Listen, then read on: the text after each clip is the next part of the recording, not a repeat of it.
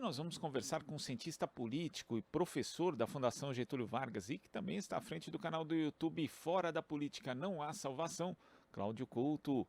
Bom dia, Cláudio, tudo bom? Bom dia, Glauco. Tudo bom? Prazer falar contigo de novo. Prazer é nosso. Cláudio, a gente acompanhou há pouco aqui a reportagem do Paulo Motorim do Brasil de Fato mostrando os resultados da pesquisa FSB-BTG, que mostram o ex-presidente Lula com 46% das intenções de voto, que daria algo próximo ali a 51% dos votos válidos. E é uma pesquisa feita por telefone que confirma, de certa forma, os dados já antecipados pela pesquisa Datafolha da quinta-feira, mostrando Lula com 48% de intenções de voto contra 40% dos seus adversários somados, indicando também aí uma possibilidade, inclusive ainda mais real, de vitória no turno inicial. Como é que você viu essas duas pesquisas, Cláudio? A polarização aumentou com chance maior de vitória de Lula no primeiro turno?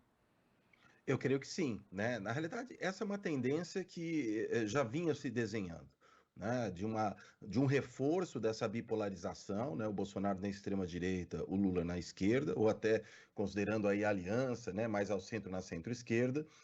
E aí, consequentemente, com o reforço dessa bipolarização, a gente tem uma concentração das intenções de voto nesses dois principais candidatos.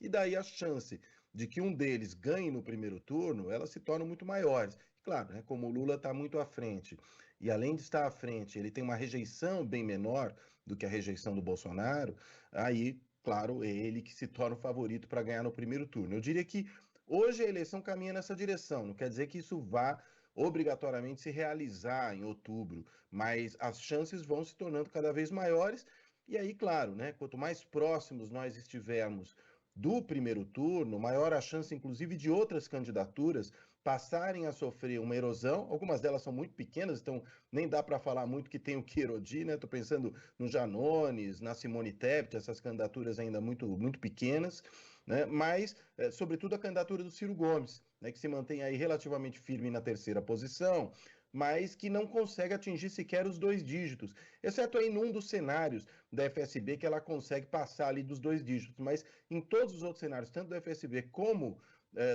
do Datafolha, o Ciro Gomes não consegue sequer chegar a 10%.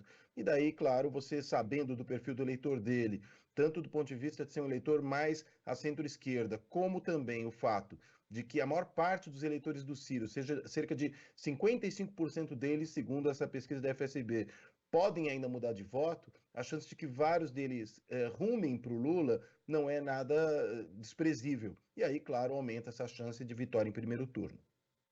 E é interessante esse dado que você cita, Cláudio, porque 55% dos eleitores do Ciro podem mudar de voto, mas quando a gente vê, por exemplo, a possibilidade de mudança dos eleitores de Lula e Bolsonaro, segundo a sondagem FSB, esse percentual é muito mais baixo, de 20%, o que já indica também uma certa consolidação desses dois campos. Então a gente pode ter mais para frente até um voto útil, ou nem tão mais para frente, pode até ser mais cedo do que se imaginava, Cláudio?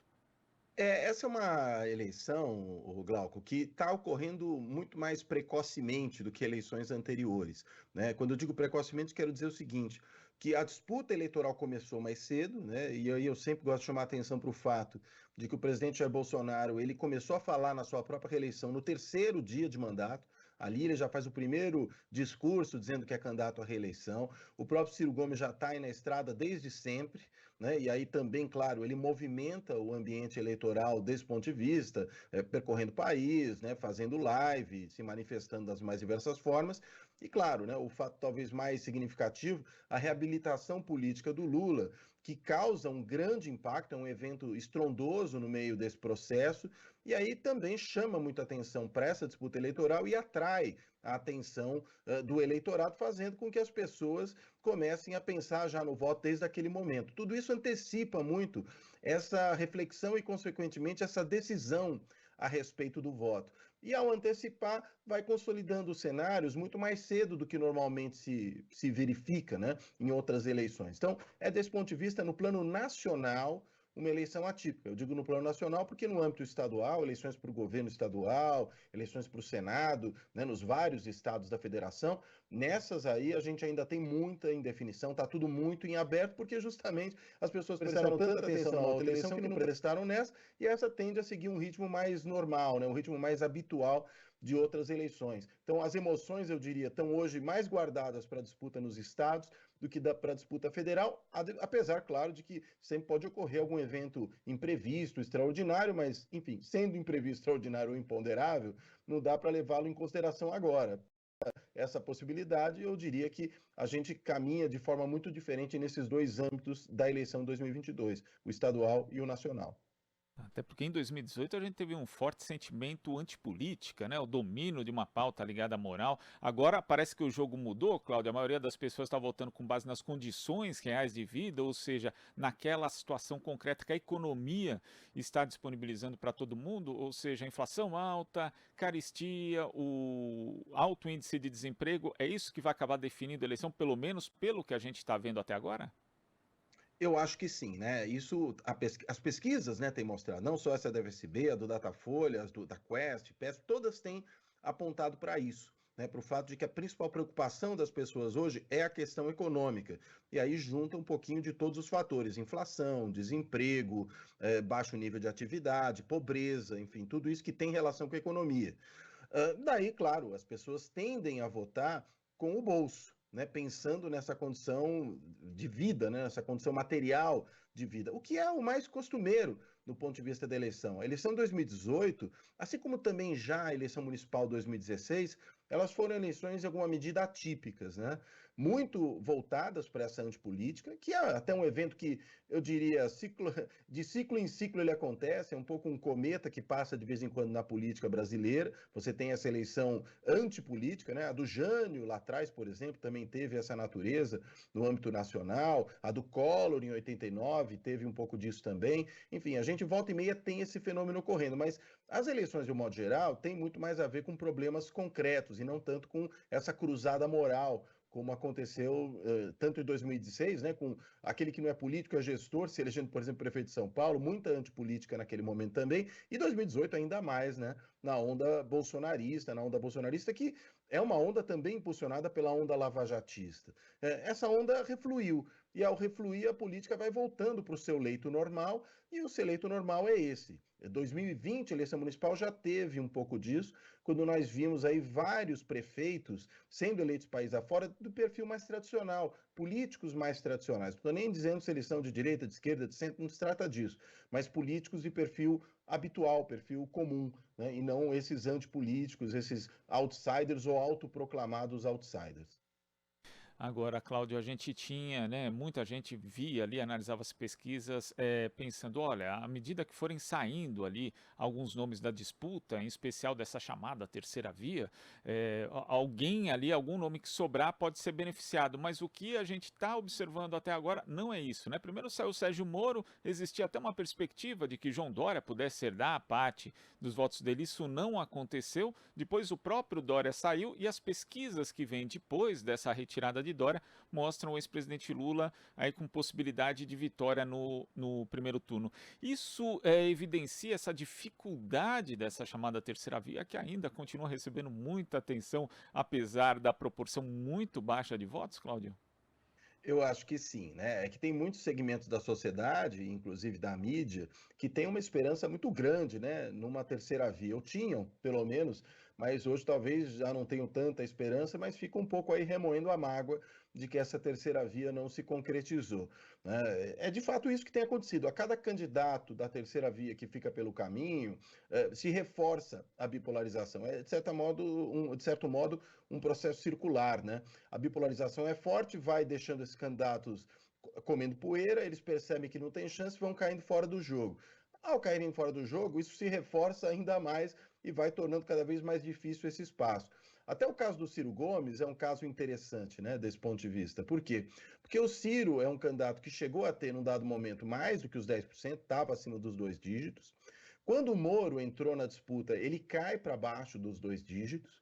E depois, quando o Moro sai da disputa, ele não recupera o patamar anterior. Ou seja, quando o Moro saiu, esses votos foram para outro lugar. Eu diria que foram principalmente para o Bolsonaro. É naquele momento que o Bolsonaro tem o seu grande crescimento, né? Logo depois da saída do Moro. Então, a coisa vai se acomodando nessa direção. Os eleitores migrando para esses dois polos da disputa, a extrema-direita de um lado, a esquerda de outro. Né? É isso que tem acontecido.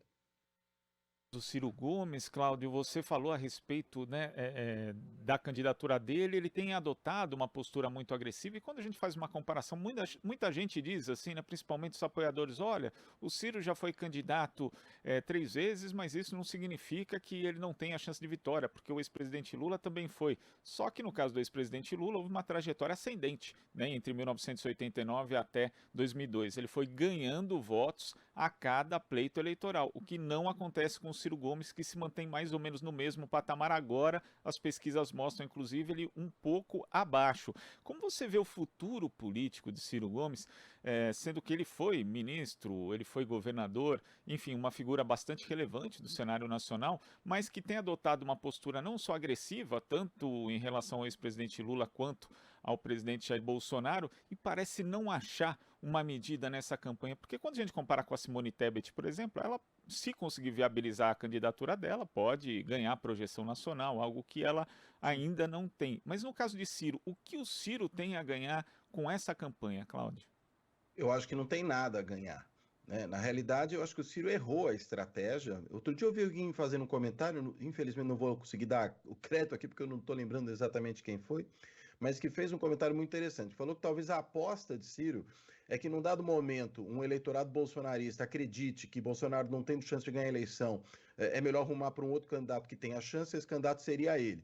É uma aposta, enfim, muito otimista, é quase poliana, eu diria, mas é capaz que isso passe pela cabeça do Ciro e ajude a explicar essa estratégia tão belicosa que ele assumiu. Tá certo que Ciro sempre foi uma figura política pessoalmente belicosa, mas eu acho que ele passou do ponto. Por quê? Porque ele está queimando as pontes que ele mesmo tinha com a direita, perdão, com a esquerda, melhor dizendo, esse ato falho foi engraçado, está queimando as pontes que ele construiu com a esquerda ao longo dessa trajetória que ele fez nos últimos anos, e ao mesmo tempo não está construindo pontes com a direita. Né? O eleitorado mais de direita não vê exatamente no Ciro Gomes um dos seus. Então ele fica aí estagnado nesses 7%. Só que ao fazer isso, ele se isola. E aí, ao se isolar, ele corre o risco de passar dessa eleição sendo derrotado nela, que me parece que é o cenário mais provável hoje, que ele se torne uma figura secundária na oposição, na política nacional, a partir de agora, e talvez tenha que pensar muito mais numa estratégia de regionalização da sua atuação política, ou seja, no âmbito do seu estado, do Ceará, onde de fato ele, o seu irmão, a família, né, Ferreira Gomes, é muito importante, tem um peso grande. Mas eu vejo o Ciro muito mais como esse personagem que deve se tornar secundário nacionalmente a partir de 2023 e talvez tenha mesmo que fazer essa inflexão regional para tentar ainda ter uma certa sobrevida política. Cláudio, e só para concluir, eu sei que você está com o tempo apertado, mas o senador Randolfo Rodrigues, da Rede do Amapá, ele concedeu uma entrevista para a revista Carta Capital e ele disse o seguinte, que a estratégia que nós temos de utilizar é isolar o golpismo. Vencendo no primeiro turno, o preço fica mais caro para eles proporem e executarem algum tipo de ruptura. Fecha aspas aqui.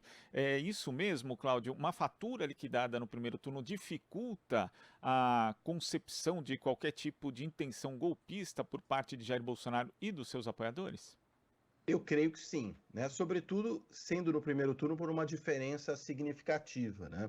Claro que se a gente tivesse uma completa antecipação do segundo turno para o primeiro e a diferença viesse a ser uma diferença apertada, isso poderia levar a um questionamento mais forte por parte do bolsonarismo, né? Que já está fazendo esse questionamento antes mesmo do voto ser colocado na urna. Imagina depois de uma eventual derrota por uma margem apertada.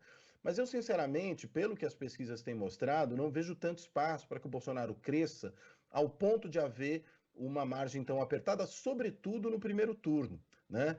Acho que no segundo a gente poderia imaginar uma grande migração, mas até quando a gente olha para o segundo turno, o que a gente vê é uma distância imensa que está muito consolidada. Você pega as pesquisas feitas mês a mês ou ao longo de um período um pouco mais longo, E o cenário de segundo turno ele está super estável, ou seja, quem decidiu por num eventual segundo turno votar em Lula ou em Bolsonaro não saiu do lugar, basicamente desde o ano passado. Então, eu não vejo muito como essa vitória mais provável hoje do Lula ela ser tão apertada. E claro, se ganhar no primeiro turno por uma distância larga, aí fica bem mais complicado para o bolsonarismo fazer esse questionamento, embora a gente saiba que é improvável que essa base, sobretudo essa base mais violenta, armada do bolsonarismo, que ela não tente algum tipo de reação, alguma forma de intimidação daqueles que divergem dela. Né? Então, acho que a gente precisa estar muito atento e tomar muito cuidado com a política brasileira nesse ano, porque não estamos lidando com um adversário normal da democracia. Né? Estamos lidando com um adversário muito violento da democracia, e não na democracia, mas da democracia. Né? É diferente do bolsonarismo em relação a outros adversários políticos que se conflagraram nas disputas eleitorais em eleições anteriores. Cláudio, queria agradecer sua participação aqui no Jornal Brasil Atual de hoje. E sábado tem Fora da Política, Nossa Salvação, né? Tem. Sábado, meia-noite sobe o programa para as plataformas, né? Tanto de podcast como do YouTube. Aí as pessoas no sábado já conseguem acessar na hora que quiserem. Fica o convite para todo mundo que acompanha o Jornal Brasil Atual. Até a próxima, Cláudio. Abraço. Abraço, Glauco. Obrigado. Um abraço para todo mundo aí que nos ouve.